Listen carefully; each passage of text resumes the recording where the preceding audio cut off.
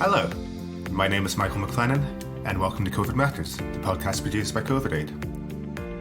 In each episode, we speak to experts, including those with lived experience, about the key issues facing those affected by the pandemic. In the latest episode of COVID Matters, we speak to Anna Lyons and Louise Winter, the founders of Life, Death, Whatever.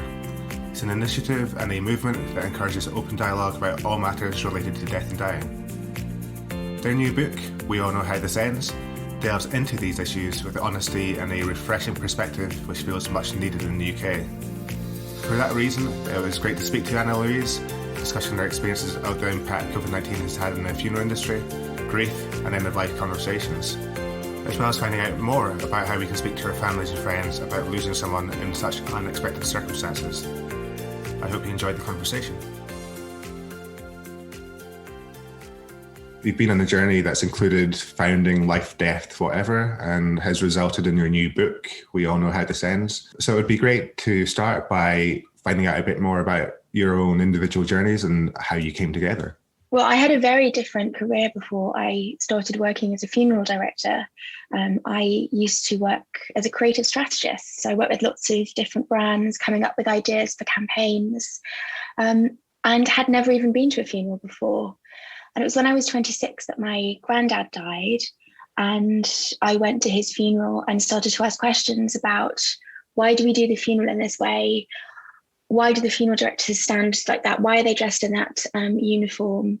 What is going on? Why are funerals so expensive? Do we even need to have a funeral? What is the purpose of them? And I think what I could feel from my granddad's funeral was that what we were doing was incredibly important, but that maybe the way that we were doing it had become quite formulaic and soulless and was just part of a conveyor belt of funerals being churned out. So that was how I ended up exploring the world of funerals and ultimately becoming a funeral director. And along the way, thanks to Twitter, I met Anna. Very early on, I was looking for people to talk to me about their own funeral, about what they might want, and go through a process of discovering what would be important to them and their family and anyone affected by the funeral. I put a shout out on Twitter and Anna got in touch, and we have been friends ever since, working together. We have run festivals together, done lots of events, and we have written a book together. So that's how it all came about. Anna, what about you? Do you know how you started working in death and dying? My best friend died when I was 17, and I pretty much decided at that moment that I wanted to work at end of life, and I wanted to try to make it better for people, really. So it's been a very, very long journey, and I've done all sorts of things within end of life care and palliative care. And then I think it was about 2013, 2014, I set off on a path to become an end-of-life doula. And so I do that and work with Louise on Life, Death, Whatever. Yeah, and can you tell us a bit more about Life, Death, Whatever? Because it seems to have grown into a movement, and I'd be really interested to know about how that began and what the journey has been with that. It started off with the National Trust. We were asked to put together an event at one of their houses in East London.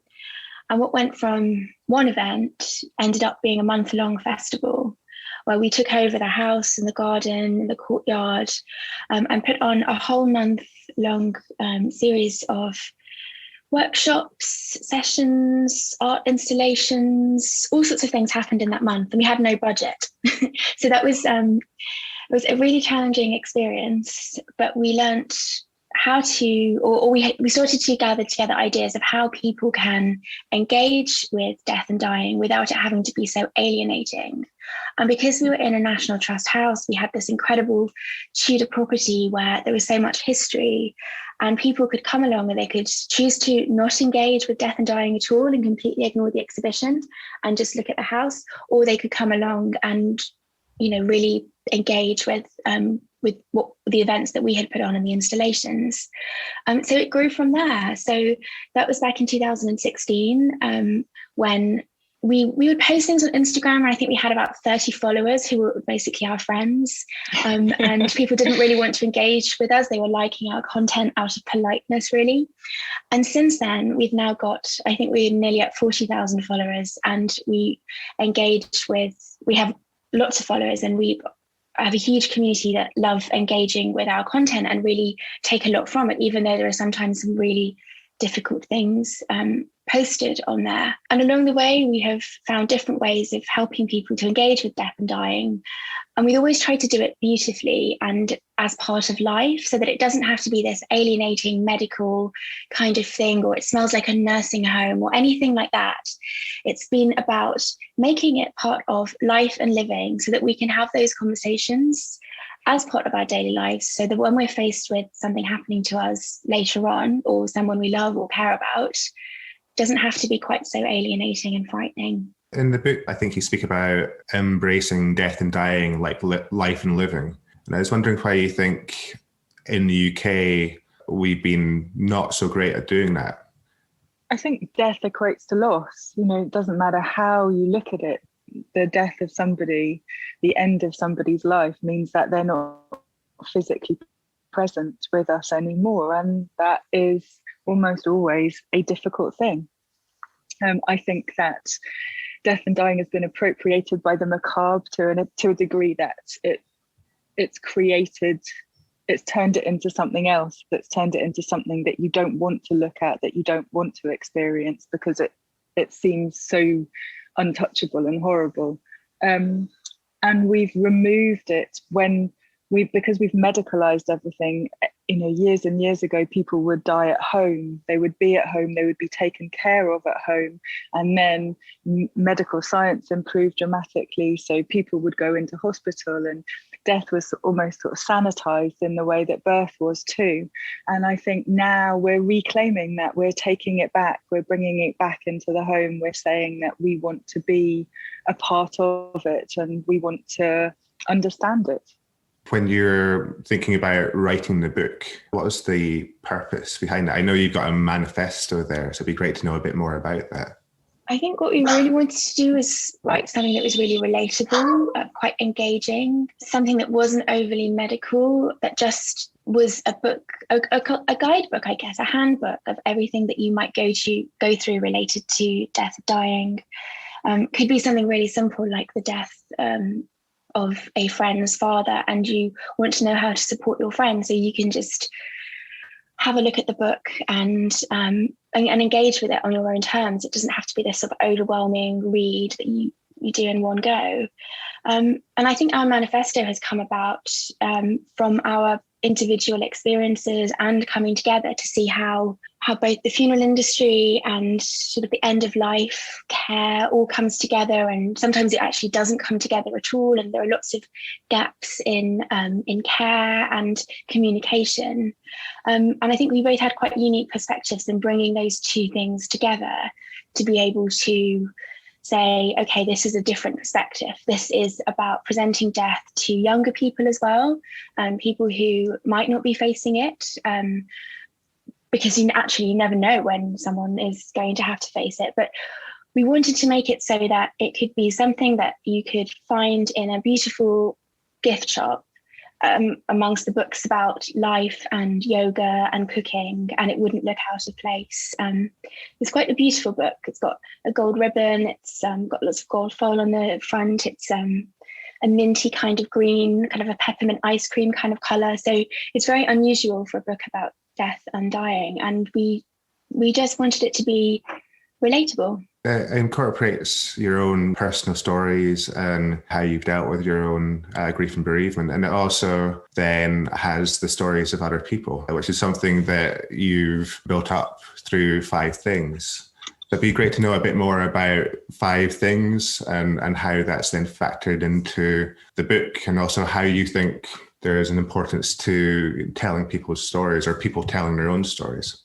I think death and dying can be incredibly isolating. Grief can be incredibly lonely, because there's been this sort of wall of silence built around it all. People don't know what normal grief feels like or looks like. And by telling our stories to one another, I think we can feel much less alone. We can know that somebody else is going through something that's the same. It can really help to know that somebody understands how difficult something is. In the doula world, we call it bearing witness to someone's pain, and feeling seen and feeling heard, because you can't fix things. I think in this situation, when somebody's dying or when somebody has died, you can't fix it, you can't make it better, but what you can do is be there and listen. And I think that's the power of storytelling. It's both healing for the person telling the story and for the person who's listening. I think we always think that it's such a privilege that people share their stories with us. I'm always struck by what people are living with and living through, and how remarkable people are. When the pandemic hit, I wondered how that affected both your roles and also how you approached writing the book. So everything changed overnight from a funerals perspective. We went through this really tricky period before the first lockdown was announced, where we were waiting for the lockdown to be announced. We were seeing that numbers of people attending funerals were dropping because people were really scared to go to the funerals. People weren't traveling, and other countries were introducing restrictions. And then the announcement came, and I think we were down to 10 people during the first lockdown being allowed to attend the funeral. And people had often died in really traumatic situations. Their families hadn't been able to be there for them. They had died alone. It was often a shock. It was totally unexpected. And the funerals were really challenging. We're used to listening to people and helping them to have the funeral that they want, to say goodbye. And instead we found ourselves having to say no, because we were faced with so many restrictions to keep people safe. So no being able to go up to the coffin to touch it, having to really limit the number of people who were there, having to use and rely on webcasts to allow other people to see what was going on and say goodbye. And it was a big learning curve for everyone. I think one of the most difficult things was not being able to meet people in person. We used to visit people at home a lot, or they would come to see us, and we would have long conversations with them over many cups of tea about the person and what they wanted to do for the funeral. And all of that stopped, and we had to adapt really quickly. Signing the paperwork digitally was a huge thing. The cremation paperwork in particular can be quite tricky. There are some difficult questions in there. And we were suddenly sending that out over email and asking people to fill it in digitally, and not being able to be there and guide them through the questions, having to do it all on the phone. So it has definitely really changed funerals. I think the biggest change has been the tech capabilities. Everyone had to adapt overnight. Crematoria had to make sure they had webcams installed. They had to make sure that their internet was working and functioning. And knowing that they maybe use that technology once or twice a year, and suddenly they were having to use it for every single funeral, every single day for months and months on end. So it has been huge for funerals. And even now, things have not gone back to normal. So although restrictions have lifted, I think people are still really cautious. And there has been something about having those smaller, more intimate funerals that some people have really embraced, because they didn't feel like they had to put on such a sort of performance kind of funeral. They could do something which was really intimate, really small, and helped them to say goodbye in their own way. So there have been many learning curves.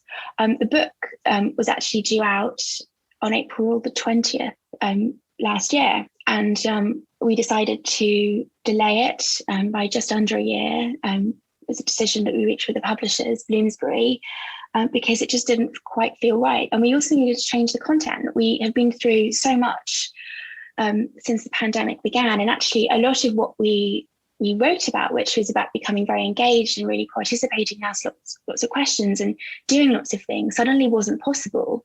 A lot of it wasn't legal anymore. So we needed to adapt the content to reflect what people had been through, and also, if it continues into the future, to take some of those key learnings and insights that have developed over the last 18 months and put it down on paper, so that we have some sort of toolbox to go back to, a toolkit. So if really strict restrictions come back in again, then we know what helps, what works. My role is incredibly hands-on. I go to people's houses, they come to mine, I go to hospital appointments, And when the pandemic hit, that all changed completely, and everything has been on Zoom or the phone since. Obviously, the people that I work with are incredibly vulnerable, so it's really important that we keep them as safe and as COVID-free as possible. So me kind of going to physically see them just wasn't a good idea anymore. And it was really strange, really, really strange. I think I've adapted, but I definitely don't think it's the same. I think I've really noticed it's so important to physically see somebody. A lot of my job is sort of reading between the lines and nuance. You know, when you're looking at somebody over Zoom, it's really difficult to see how they are in the same way as it is to be physically present with them. When you see somebody regularly on a weekly basis, you really notice how they are as well as them telling you how they are. All of the kind of physical clues that you would get by being present with somebody, you just don't have the opportunity for those anymore.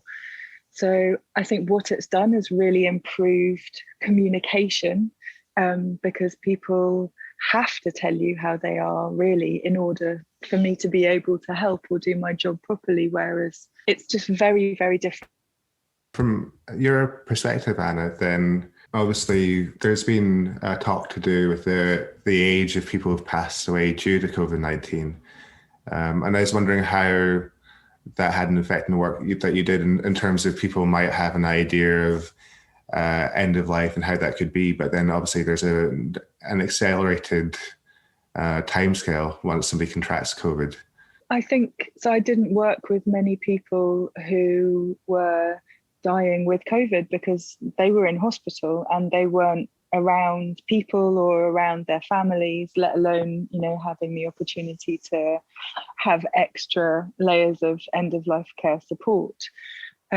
What I have noticed, I've been doing a lot of grief work with people whose family members have died from COVID, is how shocking it was for them to experience not having been able to say goodbye, not having been able to be there there's something very beautiful about being able to serve people at the end of their lives.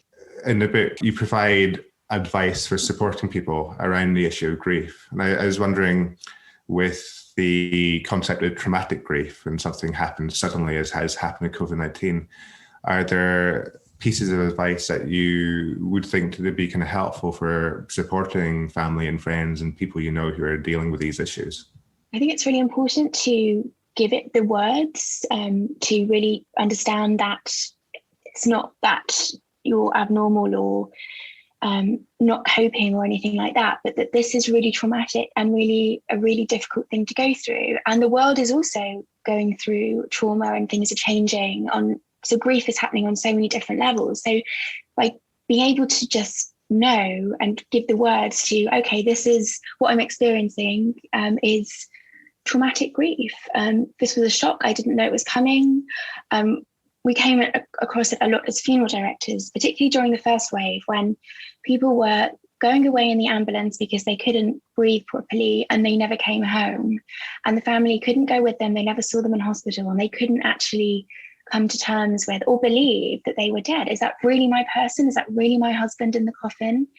And I think there is so much support available. If you know where to look, there are places like the Good Grief Trust, who work as an umbrella organisation who can refer people to specialist help. There are grief counsellors, there are therapists. I think it's important just to find whatever works for you. For some people, that's talking about it, writing about it.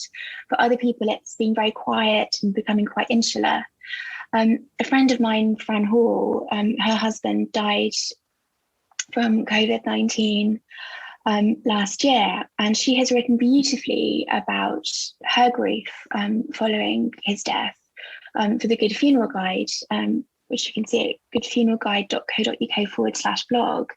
And it's so touching because it's so raw. She just writes and then publishes it.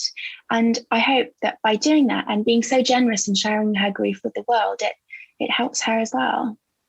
There's a section in your book where you talk about what to say when you don't know what to say in terms of supporting a grieving friend. And I think that's something that I personally have been guilty of in the past is just not knowing what to say and not saying anything. So what would your advice be to people also like myself in that regard?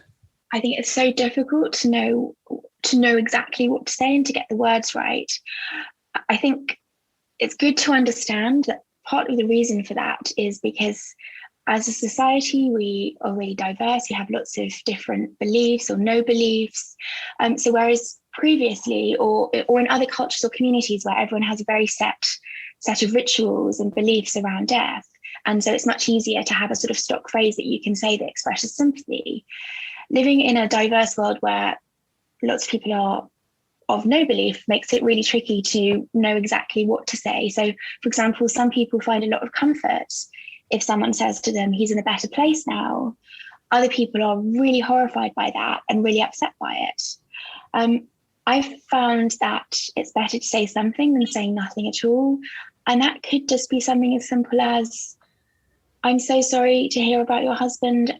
I really do not know what to say. There are no words, but I want you to know that I loved seeing him every morning at the post office. He always had the best smile, and sharing a little memory about the person that has died, and not being scared of awkwardness or silence or getting it wrong, and being prepared to apologize if you do say something which doesn't quite hit the mark.